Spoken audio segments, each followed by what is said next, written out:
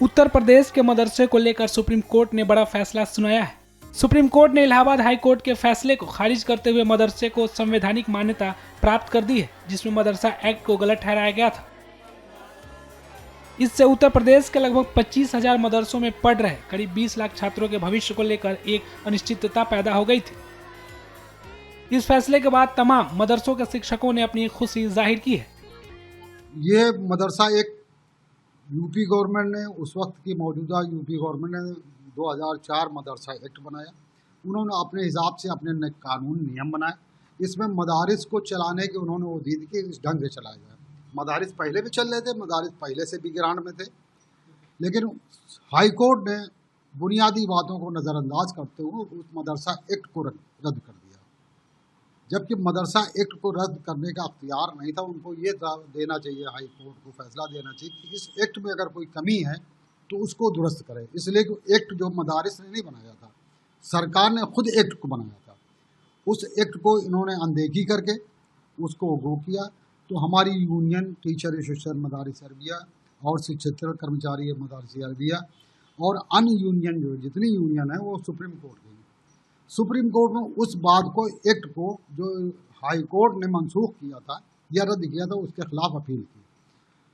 Supreme court ने उन सब बुनियादी बातों को शुरू से आखिर तक सुना और सुनने के बाद जो फैसला दिया है वो फैसला बहुत ही बेहतरीन और बहुत ही कारामद दिया है। मदारिस में जो तालीम है, जो निसाब है, वो गवर्नमेंट के मंजूर शुदा निसाब था। मदारिस में एनसीईआरटी की किताबें पढ़ाई जा रही हैं, जो गवर्नमेंट ने हमें निसाब में दी थी वही हम किताबें पढ़ा रहे हैं। उसमें एक अरबी लैंग्वेज हमारी है, वो अरबी लैंग्वेज पढ़ाते हैं। जिस तरीके से संस्कृत पाठशाला हैं, वो संस्कृत पाठशालाएँ अपनी संस्कृत पढ़ाती हैं, इस तरीके से अरबी हम पढ़ाते हैं। त्रिभाषा के अंतर्गत संस्कृत भी आती है, त्रिभाषा के अंदर अरबी भी आती है। तो उस बुनियाद पर मदारिस हुए, संस्कृत पाठशालाएँ हुई, सब मसावी बराबर रही हैं। तो यहाँ जो फैसला किया गया था हाई कोर्ट में, वो फैसला हम लोगों को मंजूर नहीं था।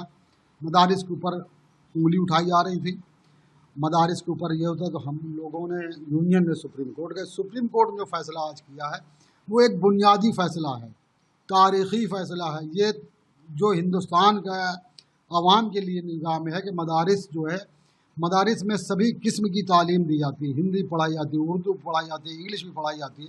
ठीक, इन फैसलों को देखते हुए हम मदारिस के उलमा या अकाबरीन इस फैसले का खैर मकदम इस्तकबाल करते हैं। सुप्रीम कोर्ट का जो फैसला है, सबसे पहले हम उसका शुक्रिया अदा करते हैं और हमें पहले से उम्मीद थी कि हम जो है हमारे हक़ में फ़ैसला आएगा। और सुप्रीम कोर्ट ने जो फैसला दिया है वो जाहिर सी बात है, मदारिस की बारीकी को देखा है और उसकी तहकीक किया है। और मदारिस के अंदर ऐसा नहीं सिर्फ मज़हब की तालीम होती, बल्कि मदारिस के अंदर इंग्लिश भी पढ़ाई जाती है, हिंदी भी पढ़ाई जाती है, मैथ भी पढ़ाई जाती है। और इसी मदरसे से जो है हमारे मुल्क के सबसे पहले जो शिक्षा मंत्री बने, जो तालीम के मंत्री बने, मौलाना अबुल कलाम आज़ाद, वो मदरसे के पढ़े हुए थे। इस तरीके से बहुत से ऐसे लोग हैं जो मदरसे से अपने मज़हब की तालीम हासिल की और फिर उसके बाद इंजीनियर, डॉक्टर, वकील भी बने। तो इस फैसले के आने के बाद से क्या महसूस कर रहे हैं, कितनी खुशी हो रही है? क्योंकि कहीं ना कहीं प्रश्न चिन्ह लगा था। नहीं, इससे पहले जो स्टूडेंट थे और जो पढ़ाने वाले थे, गार्जियन थे, तो थोड़ा तशवीश में थे और मुज़ब्ज़ब में थे, कन्फ्यूज़न में थे। लेकिन अब हम फ्री हो गए हैं तो हमें बड़ी खुशी है और हम सुप्रीम कोर्ट का शुक्रिया भी अदा करते हैं। लिहाजा हम अपने मदारिस को और ज़्यादा अच्छे से अच्छा जो है उसके ग्राफ को बनाने की कोशिश करेंगे। तो वही कोर्ट के इस फैसले के बाद सभी मदरसे क्लास 12 तक के सर्टिफिकेट दे सकेंगे, लेकिन आगे की तालीम का सर्टिफिकेट देने की मान्यता मदरसों के पास नहीं होगी।